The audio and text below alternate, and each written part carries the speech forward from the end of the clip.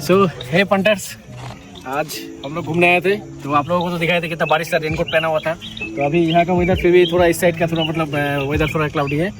पर एक गाना है ना, मौसम है बड़ा बेईमान, किसी ने जो गाया है ये सच में सच गाया है, क्योंकि यहाँ का वेदर दिखे और यहाँ का दिखे कितना क्लीन है। जो मौसम सच में बेईमान है, पर बेईमान मौसम में हम लोगों को अच्छा लगता है। आज मौसम बड़ा